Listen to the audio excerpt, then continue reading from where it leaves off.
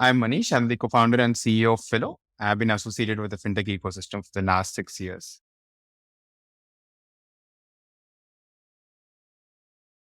So, give our listeners an idea of how big is Fellow today. Yeah, Share some numbers just to set a context. That. absolutely. So we have started Fello in November 2021. I mean, that's when we launched the main version of the product. And from there till today, we have over 750,000 users using the application. 98% of our consumers are first-time savers and investors falling within the age group of 21 to 25. 72% of our user base came in completely through organic referrals. And a massive chunk of the users are salaried folks who are investing on the platform. And today, as we are speaking, we have closed 2 rounds of funding. We raised roughly over $5 million till date. And right now we're a team of 25 members. So that's how big the team is. Last year, we were just like 5 members. Right now, everything went fivefold. Numbers went tenfold. So yeah, that's how we are at this point of time. And what is your AUM? AUM would be the right metric for your Yes, industry, right? yes, yes, Which yes, stands for assets under management for yes, listeners who don't know. yes, yes, Yeah. yes.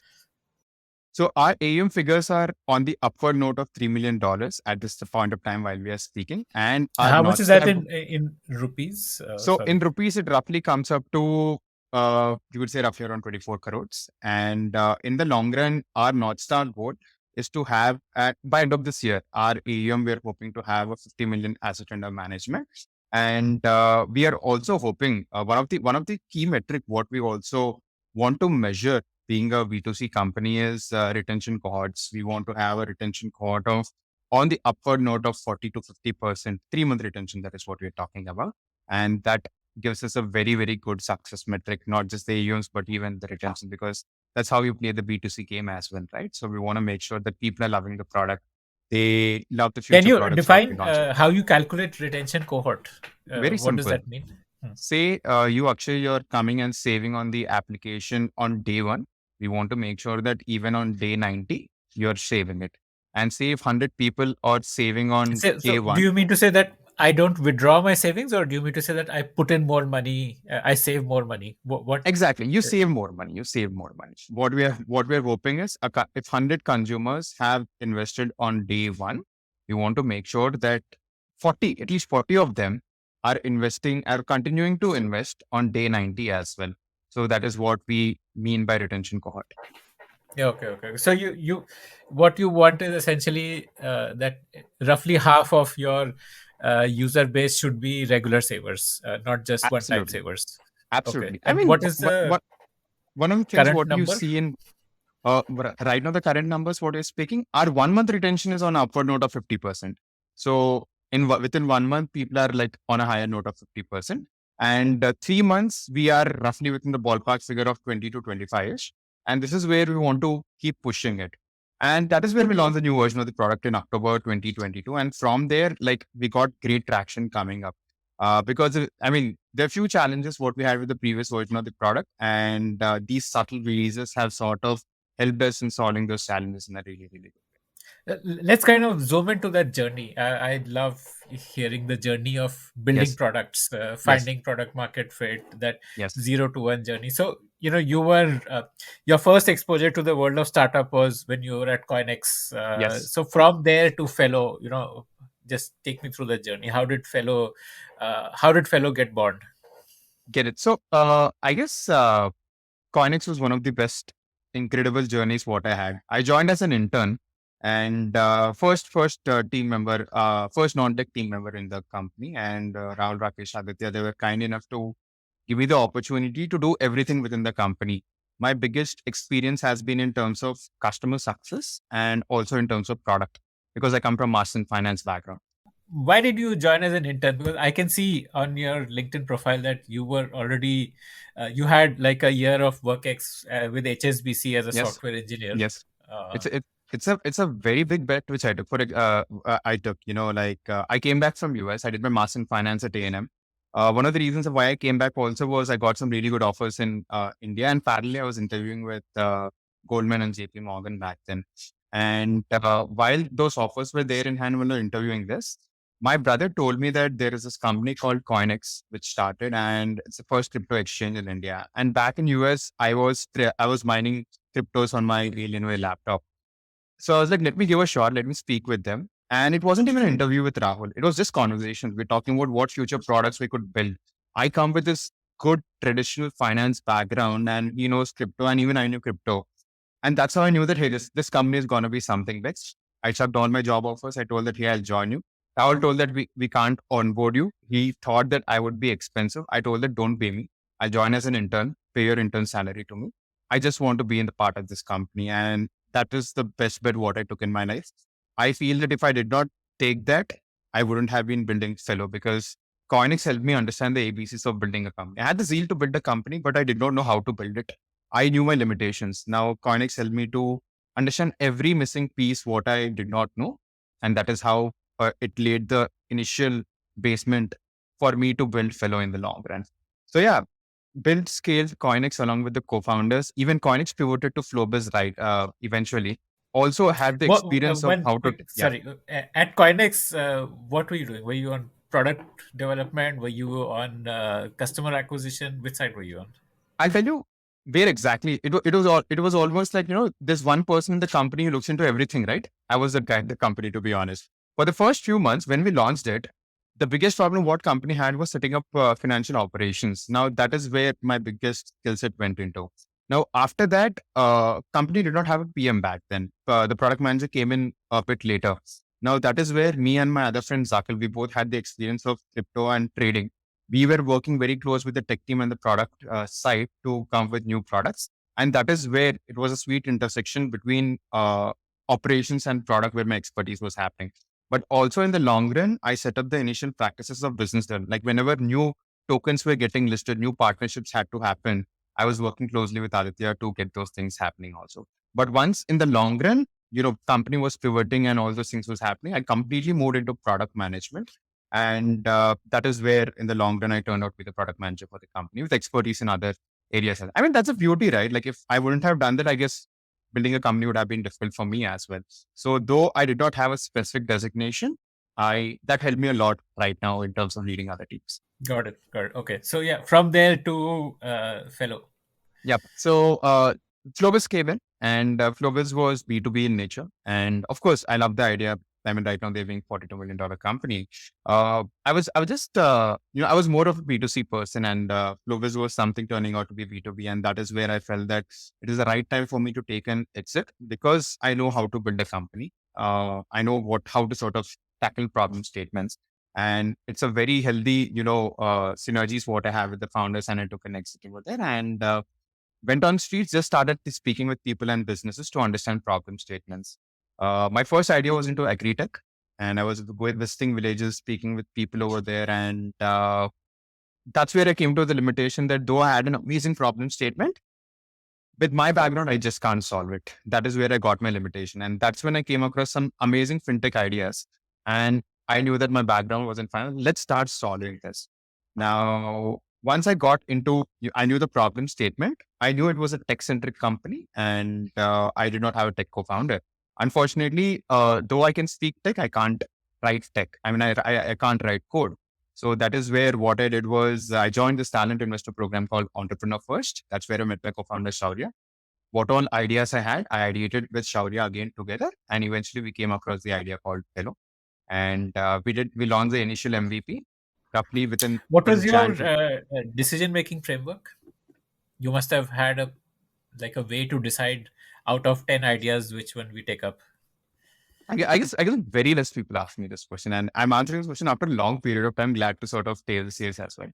So first, what I look into is the problem actually existing in the market? One of the things which I tell very often is, don't try to squeeze a product into the market, build a product, taking the problems into consideration.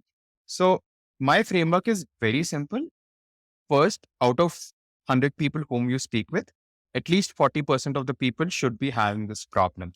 Now, since these 40 people are telling there is a problem, it doesn't mean that can turn out to be a business. Now, that is where I look into the potential market size, like how much each individual can pay me as. Do they have the appetite to pay it or not? Now, out of these 40 people, 20 people will pay me. how much will these 20 people pay me? And looking into that, I do the market sizing. Now, if that makes sense to me, that is where I go ahead and build a business. Because an idea can be a business, but a business, there's no hard and fast rule that, a business need to originate from an idea, right? So that is how my framework goes about. So I had like 3, 4 ideas, and of that I chose Fellow. Like you had a cohort of 100 users whom you like reached out to, and you did like a telephonic survey or something and to validate. Yes. So how we did was the overall data set was 2,100-ish people. Of those, speaking with consumers was Google form or like actual calls? I'm breaking it down as well. So an actual calls, everything was an upward note of 300 plus. The remaining was Google Forms, and the 300 were calls, 50 plus were in-person conversations as well. And this was my only work for 3 months. This was my only work for 3 months. Nothing else. I stuck my job, part of years. Nothing else we were doing, and that is where we got some really granular data inputs.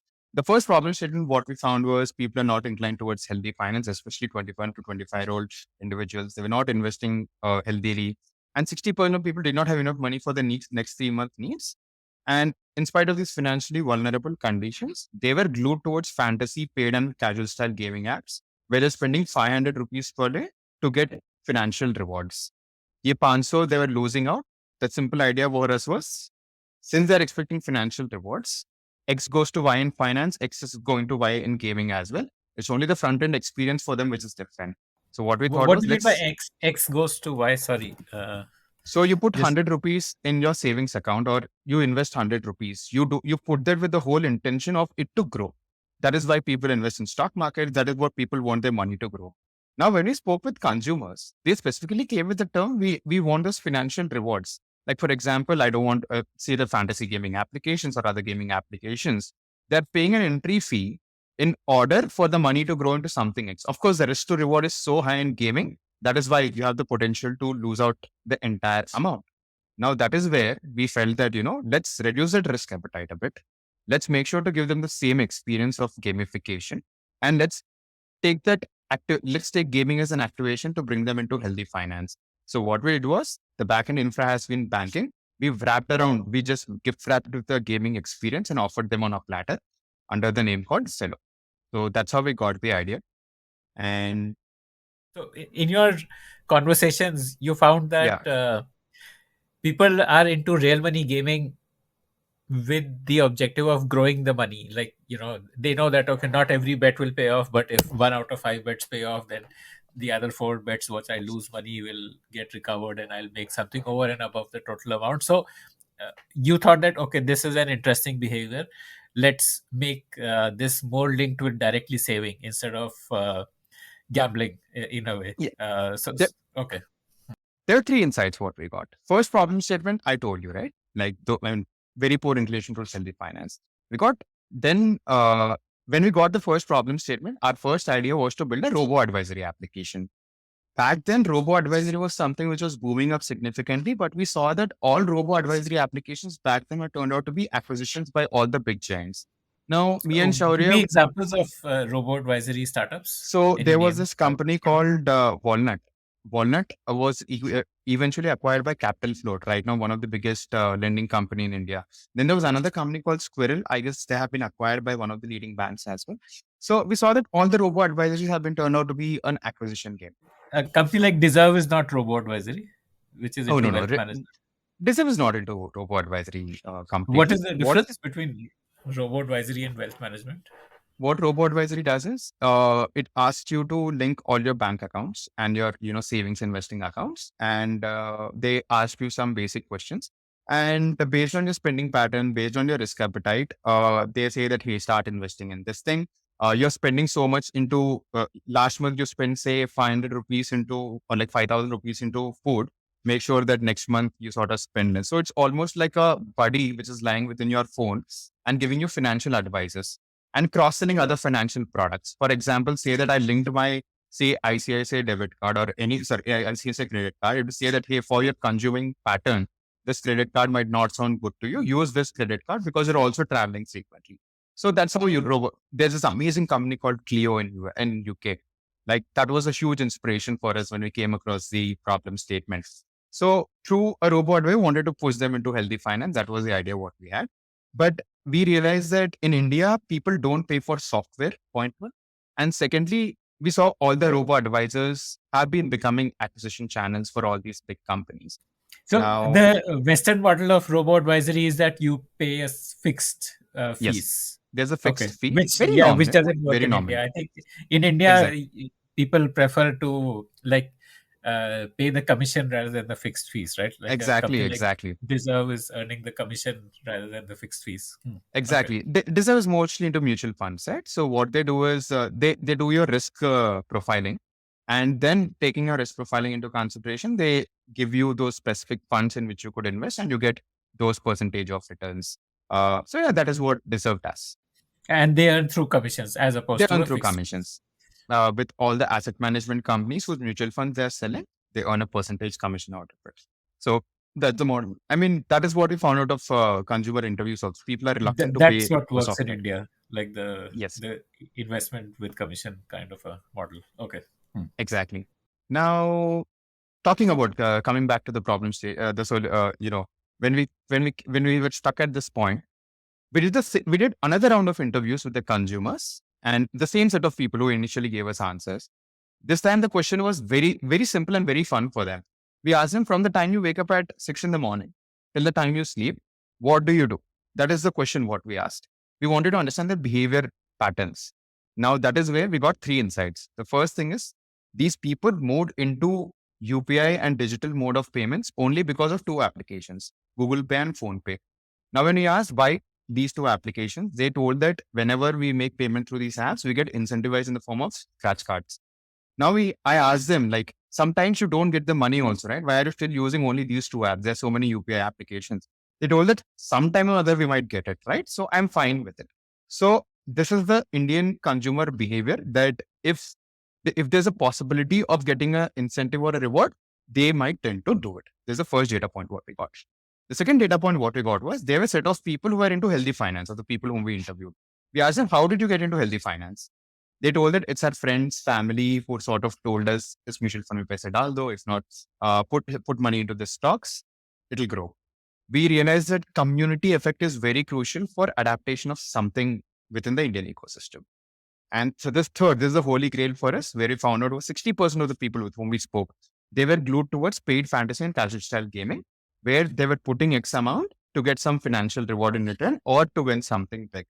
Now, gaming is such an ecosystem which incentivizes you, which has a community effect associated with it, because gaming is a community driven activity and people are glued to it.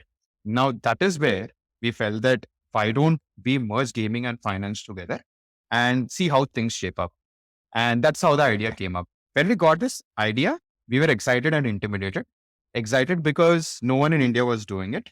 Intimidated again because no one in India was doing. Like, are we doing something wrong? Now we looked into regulations and all, everything full looked fair and square. Then we were like, okay, we discovered something good. We did the basic thing what every entrepreneur does. We went and looked into the Western markets. There we found 3 to 4 companies who started building a model like what we did, and they're just killing it over there. Yota savings, price pool, etc. And that gave us a confidence to build something like this. So yeah, that's been the story of Fellow. Initially, we Oh, so launched an MVP. just can you spend a minute on Yota savings? What Yeah. is it? Oh, it's a very cool idea. What Yota savings? So in US, lottery is a very big problem And over there. who started it also? Like just give a Yes. little bit of a backstory. So Yota is a price linked savings account. Basically, Fellow is also price linked savings account, but we don't use it a lot. Yota is a price linked savings and banking application where users can save their money and get interest earned in the rewards of lottery winnings. How the application works is very simple. For every $25 you save on the platform, you get one lottery ticket. The more $25 you save, the more lottery tickets you keep getting. And every week they take out these lottery winnings, and whoever wins in this lottery, they get rewards up to $10 million. Now, even if you don't win, your money grows by, I guess, 0.5% or even up to 4% if you're saving in cryptos over there. So on one hand, 4% returns APY, and on the other hand, a potential to win $10 million. So that is what Yota savings is. Yota has been started by these two folks, 30 and 30 folks, Adam. I mean, I'm very well acquainted with Adam as well. We exchange notes. And they have been backed by Y Combinator. They raised on an upper node of $10 million. I mean, an upper node of $15 million till date, and they're doing phenomenally great in the US ecosystem. There's another company called Price Pool, which does this. Frank is the founder of Price Pool. Again, acquainted with him as well. We did this research before building something like that for the Indian audience, and it's found the same problem state. So yeah, that's what the auto savings does. And I believe one of the founders is a YouTube social influencer kind of a. Yep, exactly. Did you speak with him by any chance? Yeah. So Adam is the one, like he's an influencer also. Oh yes. Adam Moelis. Okay. So which Yes. gave him distribution, like the biggest challenge in a B2C app is distribution. So that being an influencer then automatically guarantees a certain minimum distribution. I guess I'm just trying to recollect if Adam was the influencer or not, but they had a very good GTM, to be honest. Like uh, they were able to grow fast. They were able to attract massive AUMs in a very good point of time because Because that 10 million win $10 million would that be was the very. value proposition they sold. And they told that you don't need to spend for lottery ticket. You're just saving. Like you never lose out on your capital. That is the beauty of price linked banking altogether. And a quick factoid for all the listeners and even for you, Akshay, like Abu Dhabi, like all the Gulf, most of the Gulf banks do this on a very regular basis. You see, they give lottery tickets banking, and every month they take one big winner and they give them cars, etc. So that is pushing them towards healthy savings. And I don't know if you know this or not, but there is a bond in UK called premium bond, which runs on the same idea. So governments were able to sort of push people into healthy finance by gamifying a lot, and that is what we are trying to do for the Indian ecosystem. Amazing. Okay. Yep. So, okay, we've come to the birth of the idea. Now, how does the idea become reality? First, idea becoming reality is all about first validation, and that too at two levels. For us, the first level was, as I told you, the idea was there, but no one did it. We wanted to build a POC and try and test it out. Now, the first POC was executed with 2,500 people. And I mean, of those people, 92% of the people came in through referrals, like organic referrals. I say, like within 1 month, we became extremely viral. And people are investing, of the investing users, 60% of the people were repeat investors. And So, that was you the, built a game. How did you build a game? yeah. Because I mean, So game building is not it's great not like that a you trivial asked. thing. Uh, Me and Shaurya had very simple deliverables. Like our pitch day was somewhere in the month of December. We had to build a B2C company. And you got into YC on the basis of the idea. Like no. you didn't We got have. YC post EFs. I was talking about our days at Entrepreneur First. So our pitch day was somewhere in the month of December, and building a B2C and getting traction was difficult. So what I told Shaurya was, let's do it. Even Shaurya told, let's do it. I told Shaurya that I will get the license. We needed an AMP license to execute it.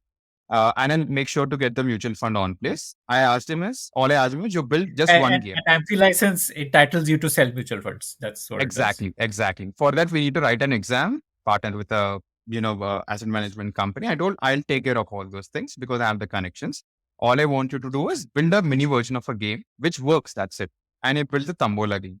And so the first version of the application is almost like an Excel spreadsheet where three sections. First section was the game. Second section was the fund. Third section was referendum. That's it.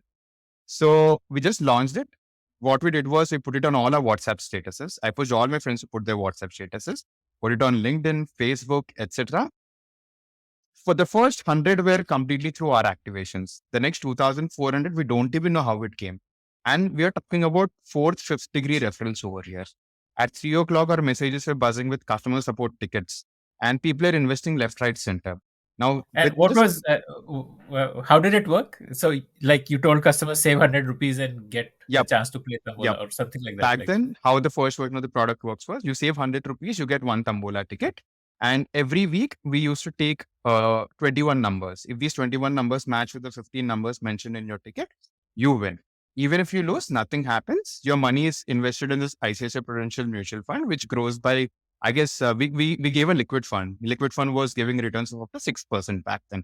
It was a low risk fund which we offered to people. So 6% returns and potential. Back then, we gave rewards of just like 5,000 to 10,000 rupees because we were putting every money from our pocket back then. So people loved it. People loved the idea because on one hand, money was growing, on another hand, we were getting this gaming kick. And people just put our statuses on the WhatsApp channel saying that, hey, this application, we're able to grow and win. Even that's the same thing which happens right now. So that's the first version. We validated it, raised our first seed check of $1 million. Now, from Entrepreneur First itself, and Entrepreneur First led our seed round, and we also got early investors of Yota Savings backing us. Cube Ventures is one of them who backed us. Then we got some amazing angels like Bala Parthasarathi, Ashneer backing us at a very, very early point. There was even Upsparks, which is a micro VC in India, who sort of backed us. Now, product is running, but this product is not enough to push to a B2C ecosystem and scale it. Now, that is where we started hiring with the money what we got. And in November 2021, we launched the new version of the product. And that gave us massive reach to wherever we are right now. Of course, we had another new version of the product launching. Now, the second version of the product was to validate the product as a massive scale and replicate the same figures what we were able to replicate at a very early point of time. So that is something which we were able to do in a really good way. And that's how the product actually became a success at this point of time. That's why we got into YC as well, because the second stage of metrics were really good. So, how did the product evolve? It stayed with Tambola only, or like tell me No, no, that no. product evolution? Yes. So first, it was only Tambula. We started getting a lot of requests from people for more and more games and even more and more funds. So the second version of the product had 4 games, and we had one investment vehicle, which is digital gold. We eventually removed ICICI Prudential Mutual Fund that for the reason being that it had 6-step KYC verification process. We were trying to tap on to first time investors, and I was a fintech company asking them to put money. Now the people had the resistance that they are first time founders. You're asking me to put money and you're asking me to do 6-step KYC verification process. You're asking PAN, Aadhaar, everything. They freaked out. So that is where this beautiful digital gold product came, where they need only PAN card for investment up to 2 lakh rupees. So we sort of put it in, and then there was no looking back. People are investing. For every rupee they saved, they were getting Fellow tokens. Using the Fellow tokens, they were able to play the games and win rewards. So that is how the second version of the What all product games came. did you add on? We had cricket, we had football, we had pool, and of course, we had our OG Tambola because that is the most played game even today on the application. Now, Like, once this cricket, was done, I mean, like cricket can be a very massive, expensive game to build. Like, what was your cricket like? so so all these hyper casual games, that is what we build. We are not talking about games which are built on Unity and high graphic intensive games. These are casual HTML games which people just want to play and get the fun out of it. And that is a typical consumer psyche also what we have on the platform. And how we build the games is very simple. Of the 10-member tech team, 6 to 7 people have the skill set of building games. But since scale was super important to us, we partnered with 2 Spain-based game developing companies, and they ship out the products to us at a very cheaper price, like extremely cheap. So that is where we felt that we had the potential right now to ship 1 game every week. So that's how those people powered us in shipping more and more games. Okay, so this was V2 of the product, Yes, and yes, on the basis of this, you got into YC. And yes. what next after YC? After YC, it was, as I told you, it was validating the product at a massive scale. And we wanted to gear up for the next round of funding. And also, we wanted to start talking about the business challenges which we have. When I'm saying business challenges, the North Star goals which we wanted to have. That is where we wanted to see how exactly we can increase the asset under management, how exactly we can increase retention for the people, and thirdly, how exactly we can make them use new products on the platform. These were the 3 problems. I mean, problems which we wrote down on a table and started solving them. And once we started asking consumers these questions for the problem of how to increase AUMs, the answer what we got was give us funds which give us more returns and also give us mutual funds. A lot of people ask for mutual funds and tax saving funds. That is something which we baked into it. The Okay, second, yeah, digital gold is not a mass market product, I guess. it is not a mass market product at this point of time. But if you see the last 1 year, Akshay, it is the only asset which was able to give 10% and plus returns. Of course, inflation and everything had its own reasons, but with majority of the consumers still saving money in banks where, inflation is eating away their buying power, gold has been a great asset for to hedge their risks. So that is why gold has been a really good asset. That is why we actually sell gold a lot also. Like more than 80% of our volumes come in gold. But people are saying that they want to save taxes. That is something which came up super loudly. And they want to earn returns more than 10%. Now, that is where we started offering new products. The first product is a peer-to-peer asset class, which gives them 10% return. Very low risk peer-to-peer asset class, which gives them 10%. But What adding do you on, mean peer-to-peer asset class, like peer-to-peer lending product? yes, it's a peer-to-peer lending product. We partner with this. You partnered with someone here. Yes. We partner with an RBI regulated NBFC, and they offer this product. They take care of. We partnering with Lendbox right now, and in the long run, we're also exploring synergies with amazing NBA, peer-to-peer funds as well. We have all the skill set to sort of launch our own P2P, platform ourselves. But again, right now we're focusing more on the product, so that is why we are playing a plug and play model at this point of time. Okay. So Yeah, peer-to-peer gives better returns, and then you added tax-saving mutual fund options for we are people. we are going to add tax saving mutual fund. It's already integrated. We are going to launch it very soon. Okay. Yeah. What else? People wanted automated savings and SIPs. Because on platform there was manual savings happening. They were like, every time for me to come, it is turning out to be just put SIPs. I'll put like 10,000, 20,000 rupees, my salaries. That's it. But we got a very interesting, data point also over here, Akshay. People were saying that we want automated games. And what they mean by automated game was the first version of Tambola was completely automatic. They don't need to sort of scratch out. Like they save, the Tambola tickets keep auto generating, and they wanted to get that feature back. And we got that feature back as well. So with these three things, like it just exploded after the new version of the product. And of course, we made huge changes in UI UX in the new version of the product. So these have been the significant changes, and it was more like consumers asking for it rather than we pushing it to the consumers. Okay. So, like the version. So you're right now on version 3, Yes, with version 1 being the yes, MVP. yes. In version 2, it was not like automatically your savings give you a chance to win. Like you had to use those savings to play games, and then you got a chance to win. Yes. It was the version two was you save, you're getting fellow tokens. These fellow tokens you could just expense out to play the game. These tokens had no monetary value at all. It's just to play games. That's it. So if Yeah, they they're win in just these games, they in-game were winning currency rewards. in a way. Yes. So that is that. But it'll be super unfair for me if I don't tell you बीच में एक और version था. Between version 1 and version 2. We launched in October 2020, 2021, my bad. Flunged so massively that we were scared. We were absolutely scared. I was behind all the funding conversations, and the entire tech team. We didn't have product designer back then. And, it was built very soon, very fast in a haywire fashion. Of course, a lot of effort went behind it. But when you launched in August 20, existing users went out. New users were saying that we don't understand your product. I don't know what it even does. And people who are investing on the platform itself, they say that, hey, like, I don't think I'll come back to this platform again. We were so super scared that, like we got such a great validation in version 1. Like, why aren't we able to replicate in version 2? And that's where we did robust consumer interviews one by one, me and Shaurya. And then immediately we onboarded a product designer from Bangladesh on freelance.com.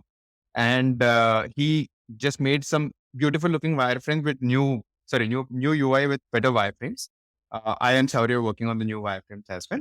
And then we launched it. Now that actually went up significantly great. We made sure communication is much more like the one of the things what founders do as a mistake, Akshay, is they try to use fancy nomenclature, like fancy wordings in the application.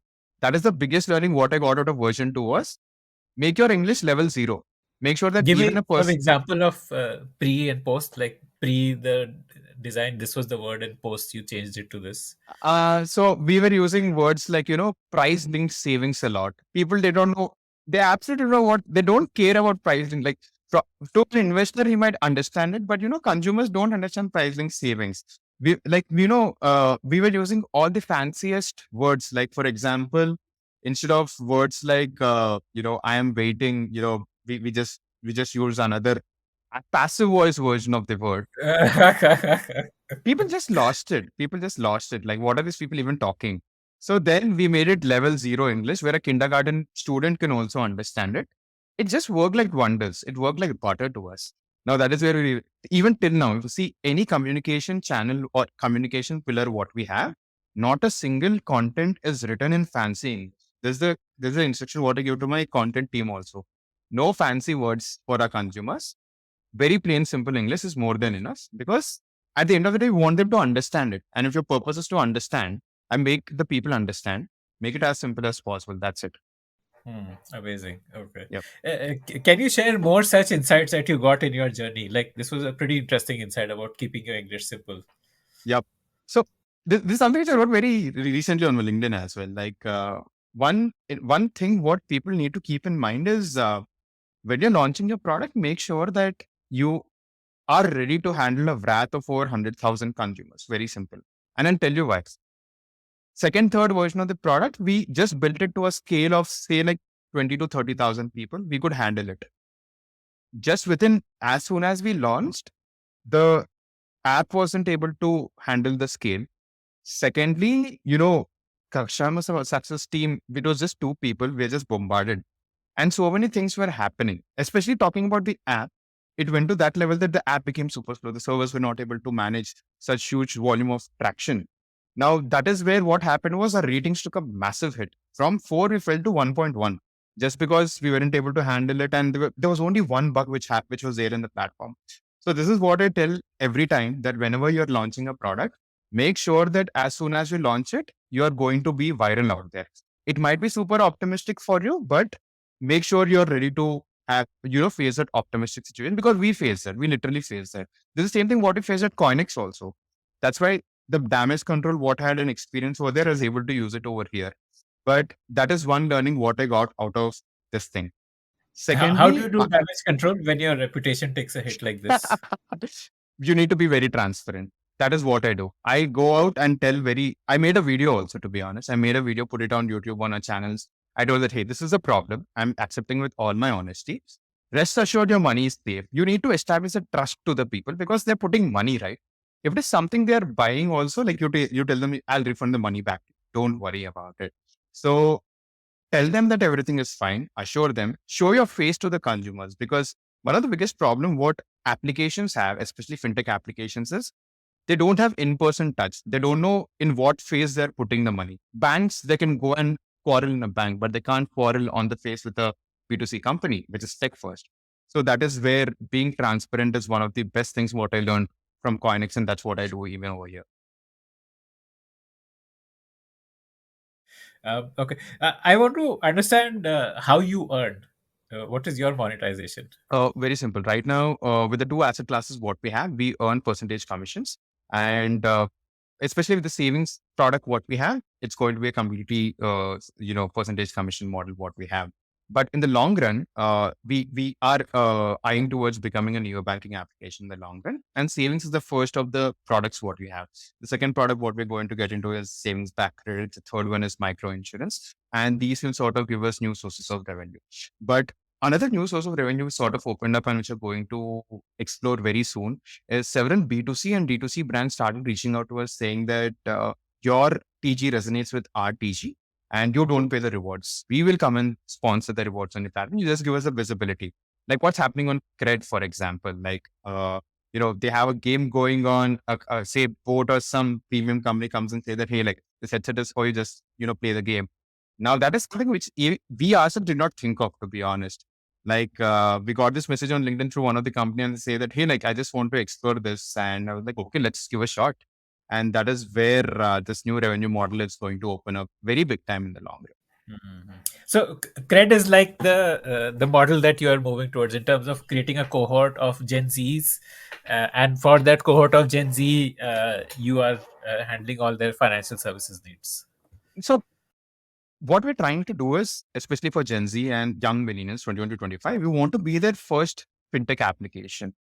We want to make finance fun, exciting, and rewarding for these people. That is what this TG wants, and they have very specific needs. We want to meet it. How credit is celebrating credit and healthy spending and healthy credit repayment. We want to celebrate healthy banking and healthy finances and healthy savings. That is what we want to do for the 21 to 25-year-old Gen Z and young millennials. Yeah. Okay. Before we come to this cohort, I want to Yes. dig in a little bit more into the monetization and how it Hmm. works. Um, so you are your gross revenue is the commissions, Yes. uh, and then you would be paying out rewards, right? Yes. So what is that? What is that ratio? Like, what So percentage of your gross revenue do you I'll tell you pay out as? something. So this is something which we have cracked. This is a great thing which we cracked that even right now, we don't pay a lot of rewards at all. There's a trade secret as to how exactly we're able to give rewards out to consumers. And that is something which I would be able to reveal with you only off record. Come on, man. Because see, one thing is in the long run, we won't be paying any rewards. For example, there is 1 crore reward which is there on our platform. If someone wins, we will be giving 1 crore. But like we have discovered something where we Like make the sure that probability of winning is low, like something even if like the that. even if there's a probability of winning every week, also we can have just we figured out a system in such a way that we don't pay that 1 crore. We have things in place and not talking. Like an I insurance don't want or to sort something. of reveal anything on this thing, but I'll sort of tell you. But I'll tell you, like very small chunk goes out. Like for example, 10,000 of the rewards every week, it goes from our pocket. That goes as a marketing spend only for us. It is very simple, like the cashbacks, etc., goes. But for the Holy Grail rewards, we have some processes set up in place. Off record, I'm going to completely tell us this is absolutely trade secret for us. But again, that actually helped us out. And when we told to our investors also that, hey, we figured out something like this. And we are the first fintech company, in all honesty, to sort of get it. And they were like, you guys actually cracked something difficult. So they're super glad we did it. That's the beauty of the ecosystem, like everyone wins. Like, the beauty of Fellow product is company gets the revenue. Consumers don't lose out on the capital. Companies who are partnering with us make money. So everyone who's sort of there in this, they're just going to win it. So that's how, business made a lot of sense on paper. And this is the first question what we get asked in every investor meeting. Like you're boasting of like this much rewards. Are you using the money what we're going to give you as rewards? And I told that, don't worry about it. We have a system in place. So that's it. Yeah. Okay. So essentially, you're spending like what percentage of your commission on this rewards? Like More than five, more than talking as five, ten percentage percent of commission as rewards, we have a weekly budget of 10,000 rupees. That is what we give out as rewards to the consumers. That's it. Okay. Okay. Yep. Okay. And we So were able to it's like a realize that this is more than enough minuscule to. percentage. Like, Yeah, it's very minuscule, to be honest. sorry, you were saying something like you realized this was more than No, enough. we realize that this quantum of rewards what we give, it is ample enough for us to retain consumers, to make them feel excited and come back and invest and save more on the platform also. So that is where we realize that this is healthy. If you sort of give more rewards, there's another problem associated with it. People get used to higher rewards, and once we make it lower, they feel that, oh, you're not giving me rewards anymore. Like I don't want to take names of platforms, but lot of people who started giving more rewards initially, they eventually throttle down and people churn out. And we don't want such behavior happening. So we're setting a realistic expectation. We say that, hey, some games are super easy to achieve. And we give another thing also. Even if you don't give rewards, we give them Tambola tickets. Now, Tambola tickets have the capacity for them to earn big. Now, that is exciting them. So that is where we are making sure the balance is set for these people to get gratified, but at the same time, not gratified to that extent that they keep coming and asking for more and more rewards, which might potentially result out in churn if we don't offer it. So your do you also spend on customer acquisition, or you prefer to spend on rewards instead of customer acquisition? We bake in customer rewards as a part and parcel of a customer acquisition metric also. And right now, on an upward note of 70% have come in through referrals. We have a very amazing referral program that works phenomenally great for us. That is where we get. The remaining 30% is coming in completely through the performance marketing, what we started doing in recent times. We're also setting up a lot of amazing go-to-market strategies from the next. I mean, we already started doing it, but yes, we have performance CACs also coming into place. Oh, what are the go-to-market strategies? Yeah. First, I don't want to sort of talk about the reference, but secondly, performance is the game which you're going to play very big time in the coming days. Secondly, for a very short stint, we worked with influencers. It gave us the viral effect what we wanted. That is the second thing. Third, we are partnering with financial advisors. Now, with financial advisors, the beauty is they have direct consumers within their immediate reach. Like these people go and consult other people for other financial products. We partner with a lot of such financial advisors. Now, that is the third GTM what we have. Now, the fourth GTM, what we're going to have is we are going ahead and partnering with a lot of these HR communities and even HRMS tools through which we are going to cross sell our products. But the holy grail behind which For what we are trying, yeah, targeting employees. yes, exactly. Because right now the average age of an investing user is 24.5, who's making an average salary of 50,000 on Fellow. And these people are coming and asking us these better the better products of give me tax saving funds, give me, better return funds, and they're asking for credit cards and buy now, pay later options also. So that is where we realize that this TG is getting attracted very big time. But the fifth GTM, what we are hoping to attract and have it on a table in the long run is we want to get potential partnerships directly with banks so that we can tap onto the distribution market.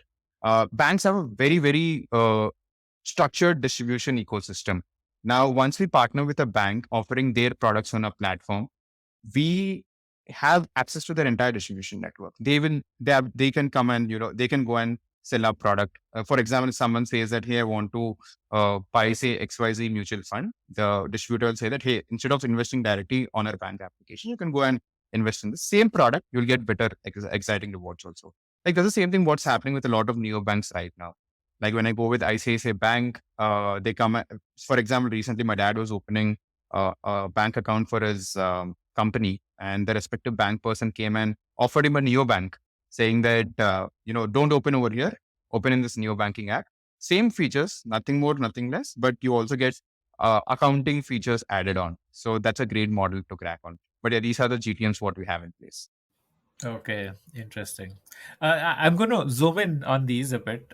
Yep. For referrals, do Yes. you give some rewards? Like, how do you push Yes. referrals? Yes. We give them 20 rupees worth of digital gold, and we give them 200 Fellow tokens. Right now, we're also giving in Tambola tickets. But users would be able to withdraw their winnings and referral rewards cumulatively together only if it has crossed 200 rupees. And to get to the mark of 200 rupees, they need to have healthy savings. They need to have those rewards. So that's associated with it. Yep. For financial advisors, that you would share commission with Mm. them if they give you their customer Yes, base? we have a specific structure. We try and test out different structures with them. For example, with few, we told that whatever EMs we're getting through you, small percentage goes to you. With few, we have a cookie cutter, activation fee model with them. These are the two things which we're experimenting right now to see what works best for us in the long run. Like where exactly we're getting better activations with less money going out from our pocket. So this is the experimentations what we have. Why would a financial advisor want to reduce his AUM? He'll reduce his AUM if he gives his customers to you, right? Like, right. I get it. So, I get where you're coming from. So these financial advisors, they themselves partner with, for example, with other banking or AMC companies right now.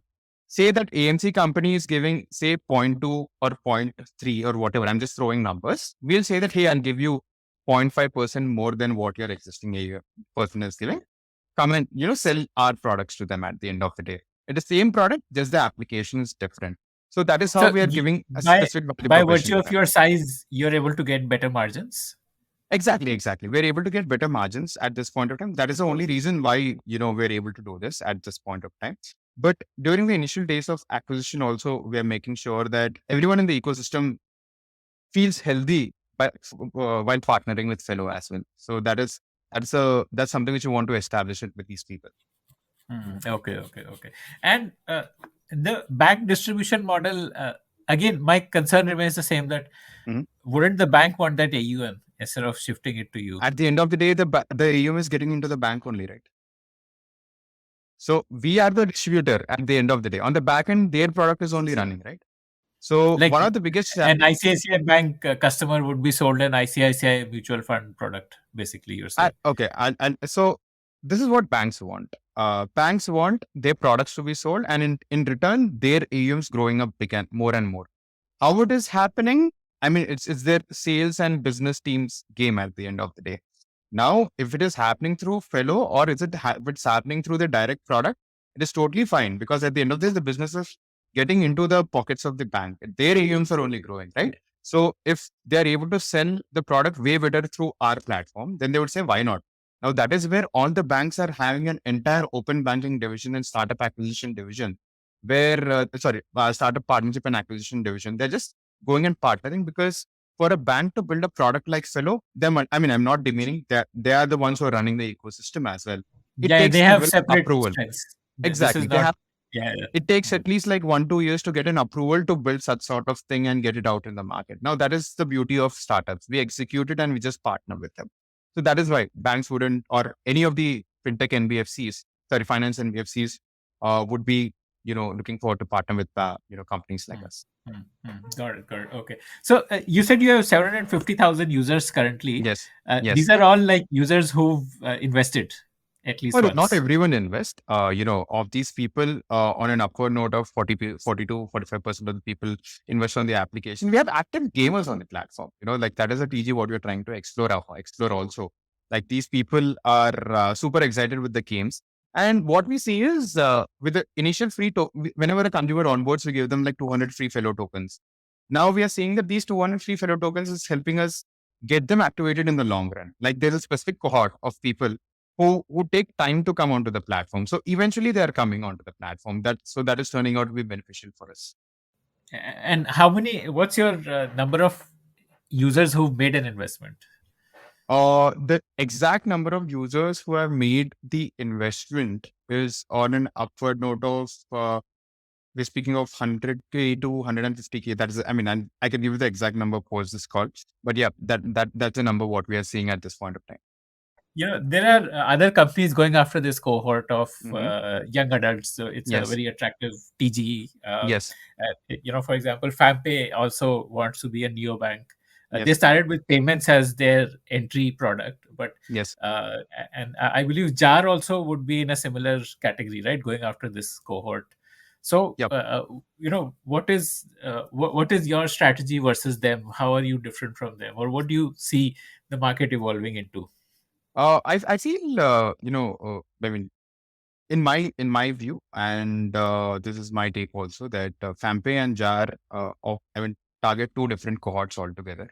FamPay is targeting teens, like who are within the college only, and of course, first they started with spending, and then right now they're getting into savings. That is, I mean, they want to be the neobank for teenagers and college students. That is their TG. Now, Jar is someone which we sort of look closely or take inspirations from and admire as well. Jar is, of course, trying to turn out to be the first savings application through spare change investment and eventually turn out to be a wealth management tool, or, hook them into this thing and start cross-selling other products also. So that is where we see Jar to be a close competitor or a close company working directly targeting the same audience, because the age group, the demographic matches especially. FamPay, what they're doing is, again, it's for a different set of people.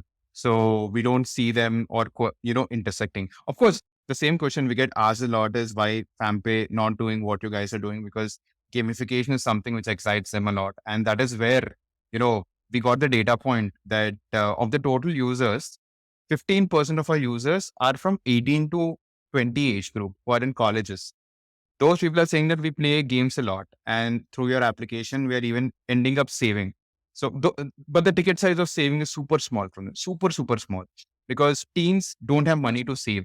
They have money to spend because the family, funds the wallets and all, right? That is why spending is more over there. So that is why it makes sense for FanPay to first launch a spending product and then come to a savings product. So that's the difference. We are a savings first company. Okay, okay. But I guess eventually the FamPay cohort would be the kind of cohort. I mean, once they grow up, like 3 years down the line, they would be Of course, having that same. that is where I feel that FamPay can have the potential to explore or widen up its products. If with the current product, maybe there's a potential churn associated. Like after teen, what now? Because financial needs of a consumer grows. For example, my first product was my bank account, my college bank account. Then I wanted to buy an mobile phone for myself. I started taking an EMI for it. Then I became aware of my family. I started taking insurance. So the requirements grows. So that is where either FamPay can build it or FamPay can partner with another company and potentially start getting these synergies done to offer those products to these companies as well. Okay, okay. So FamPay is a long-term bet that eventually these teens are Yep. today not monetizable, but in a couple of years they will be more monetizable, Undoubtedly, and undoubtedly. and that's It's how they will. Okay. Now we're talking about a country where we have the highest Gen Z population, highest teen population, and we have data. At least spending, we can make money at this point of time. And eventually, if we get the funnel right and offer the right product to them, of course, things could be done over there. I'm pretty sure that companies like FamPay, there's even Akudo, which is also backed by YC, they're exploring this. So we also very closely monitor this space because this PG has sort of opened up. But again, our biggest concentration is towards salaried professionals within 21 to 25-year-old age group. And that is where our efforts are going into at this point.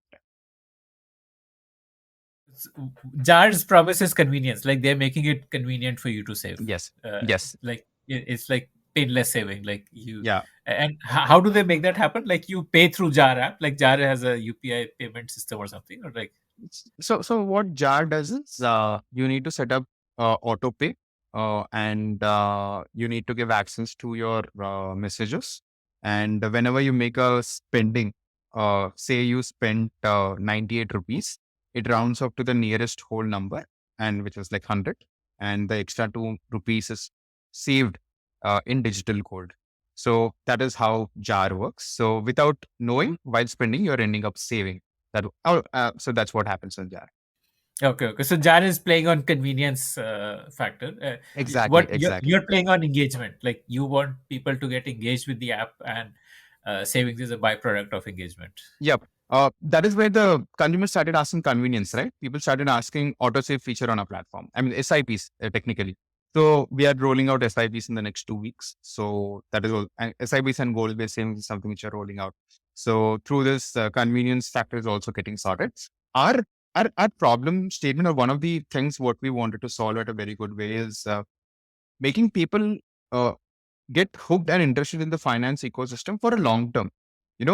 Finance is such a thing that it is never intuition based. It is something which is will based. When I say intuition based, like no one will just look at a big hoarding, say, and come and invest on the platform or like, get into finance. It is something which comes out of their intuition. Ki, हाँ मुझे save करना है, कुछ चाहिए.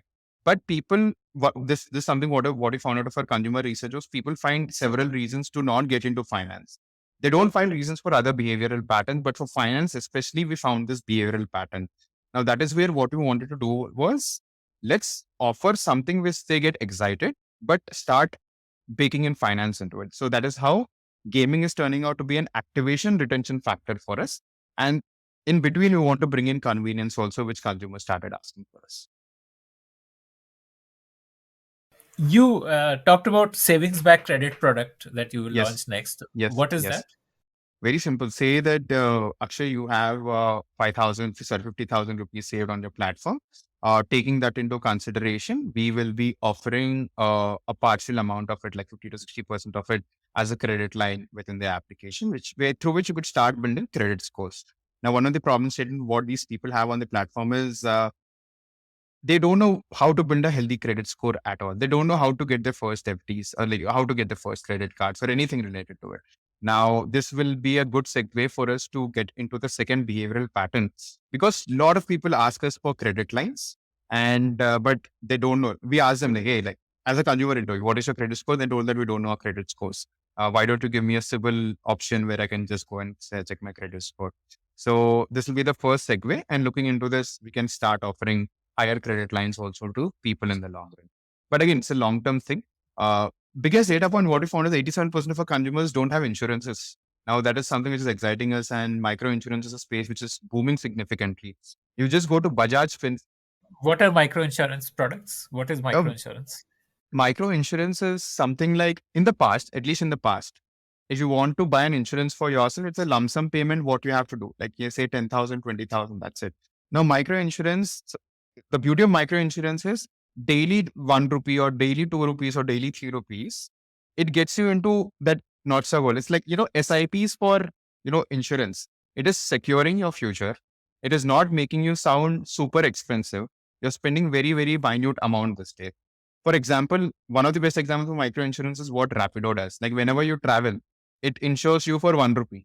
So people are saying, oh, it's 1 rupee only, right? Let me insure myself.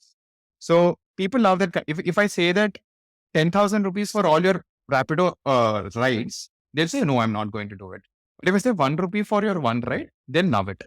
So it was a very baffling factor, data point for us that 87% of the consumers had only insurances what their company was offering. We thought that this is a space which has to be tapped on because we did our interviews during peak COVID season. And unfortunately, they did not have insurances to meet their, unfortunate situations. So they became much more aware of insurance. So that is something which we're exploring. Got it. For giving credit, there is a lot of. I mean, RBI is putting a lot of regulatory barriers to that, right? How will you cross those hurdles? I'm actually glad that, RBI is putting these hurdles, and I'll tell you why. It is for the it's the benefit of two people over here. First, end consumers. End consumers, uh, they for example, there's so many lending apps which are going on right now. They just go to Play Store. If you see of the top 100 finance, top 50, 20 finance apps, you'll see it's crowded by lending applications. Now, people blindly go and select it without looking into the terms and conditions, unfortunately, and they get some or the other misbenefited out of it. So regulations are trying to promote healthy ecosystem. Now, what will happen for businesses who are trying to get into this? This will help only founders or people who are mature enough to run the business, going and running the business as well. So that is where it is benefiting the ecosystem. Yes, I understand that the challenges are turning out to be super. Like every day you're waking up to a new regulation, but at the same time, they're trying to refine the ecosystem because we are the highest adapters of fintech revolution across the world. We are adapting fintech technology way more than any other country across the globe. With such great penetration and such massive growth happening, these regulations are super, super important. Now, where exactly our skill set comes into picture is I was working into the lending piece for a very long period of time. Even during the early days of Flowbiz, we knew that we wanted to get into lending. So that is where the closer level, granular experience of working with regulations come into picture. And that is where we are confident that irrespective of however the situations is, we'll be able to handle. I'll give you the best example. I was working at Coinex. One day it was a ring fencing ecosystem where they told for all the banks to cut partnerships with all the crypto come. It's almost like you're shutting your shops. We handled that situation where business was almost, it's nothing. With that situation also, we were able to run it. Now that is where solid crisis management experience comes into picture. And we know that even if something happens, we know how to sort of solve it in the best way possible. So, but again, healthy regulations are healthy for the ecosystem, in my opinion. And regulations gives us good leads to start a business. That is what I feel as well. And how will your credit product work? Will you transfer that money to the bank, or will you have some sort of a payment mechanism where people That can? that is where we are trying to look into the best way possible. See, in my opinion, I might be wrong. I have a lot of credit cards myself, but I feel that physical credit cards are going to die in the long run. But again, I mean, we very less number of credit cards which are out in circulation when compared to total potential people as well. But we're just trying to see what could be the source of it. Like, will it be in the form of a payment network? Will it be in the form of a card? Is it UPI? Are we talking about UPI based credit? Or are we talking credit directly getting into the bank? That is one model which you want to see what is the best way possible. We just started talking with a lot of banks for this potential product, but we are in conversations to get the final product in the best way possible. Yeah. Do you need to raise more funds, or like are you able to grow with the existing fundraise and the revenues you're making? One thing, what touchwood, we're glad is just with $1 million what we raised, we were able to have such a great runway, and that is where uh, mine and Shaurya's experience of being frugal yet getting better returns sort of comes into picture. Now with the $4 million what we raised, we have a very great significant runway where we'll also be in a capacity to sort of launch the next product also. So at this point of time, yes, we of course, fundraising is a never ending process for a founder. You always talk with investors, right? So that is always happening. But at the end of the day, we will raise at the right time possible for us. But with the existing capital, we have a very great runway. That is why we are one of those few companies who's still hiring, irrespective of the climate, however it is out there. Because these existing products, this exciting products, is something which you want to build and scale at a very very fast fashion.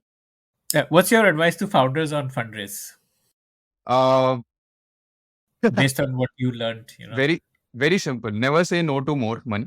That is the first thing. This is the first mistake what I did. This is the first mistake what I did. Never say. I When mean, you did that 1 million round, you had the option to raise more. yes, we had the option to raise more, to be honest. But again, it's stress running out of your mind. That's it. We did not see such a, no one dreamt of such a winter also coming in, right? So it always kept me on the edge. Glad that, business spoke for itself and are able to close in some very, very founder friendly investors as well. But this is the first advice what I say, never say no to, more money. Second, this is another big mistake what I did, and I see a lot of founders doing it and asking me as well. Uh, Till Series A also, be fine with valuations, because once your business works out well, the next round valuations will speak for itself. For example, a lot of founders try to go for bigger valuation. They try to get Like closing they at don't want to dilute, basically. exactly. See, there are two things associated with it. There are two set of founders. One, founders who are valuing their equity, which is great. I want every founder to value their equities. It's you own it. You absolutely own it. That is why. But some people, the few set of founders who say that, oh, I want to raise at this valuation. It helps me out with my PR. For It helps me out with this. headlines.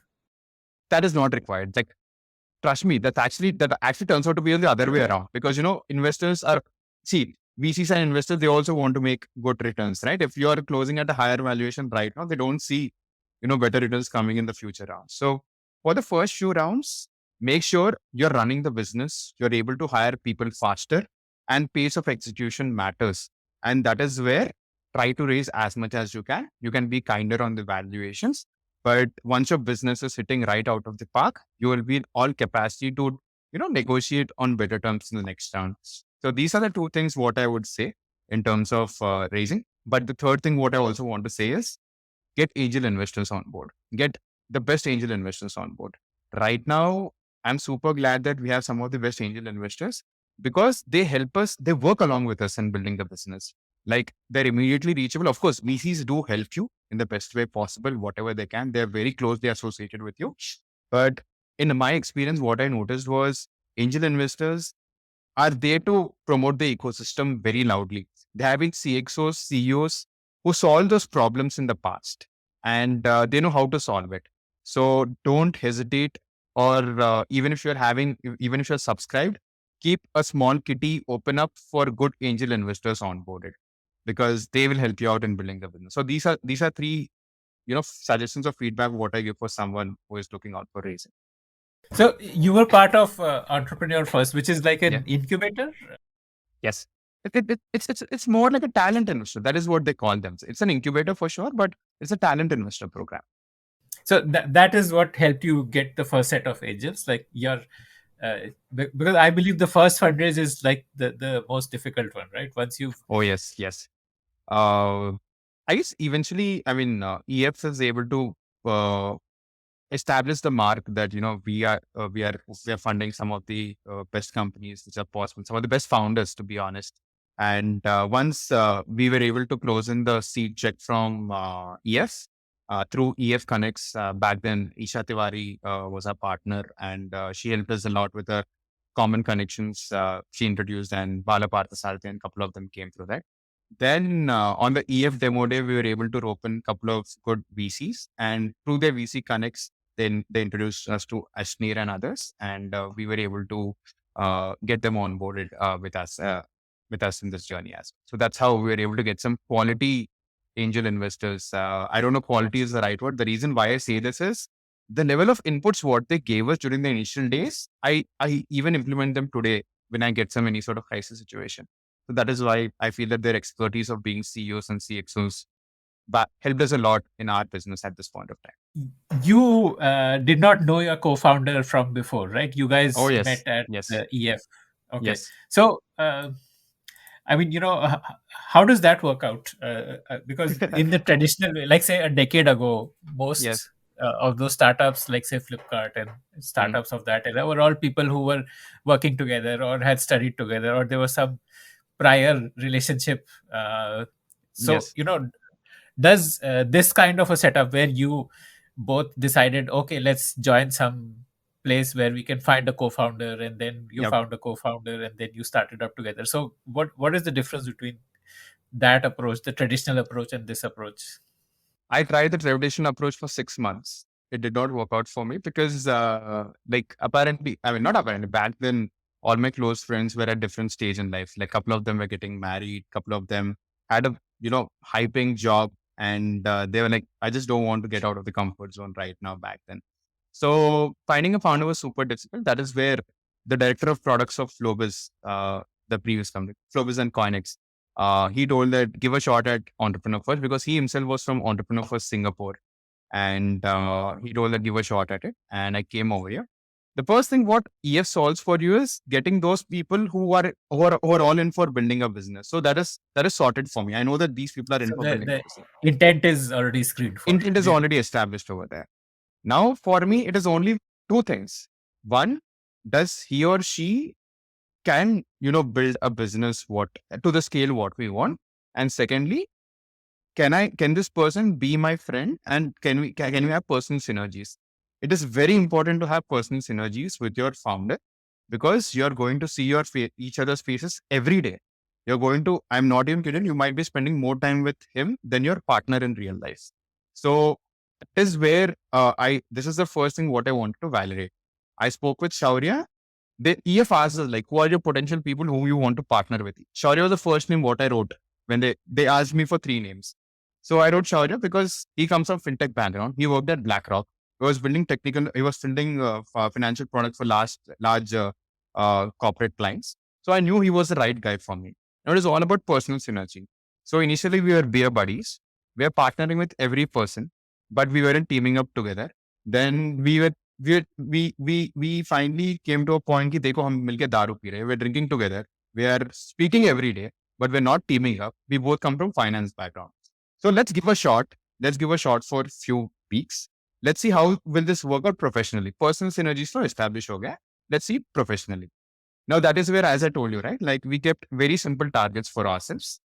I need to get the license. You need to get the product done because that is where he'll be validating my business expertise and I'll be validating his technical expertise. It was all about executing it. And while doing this, you work together.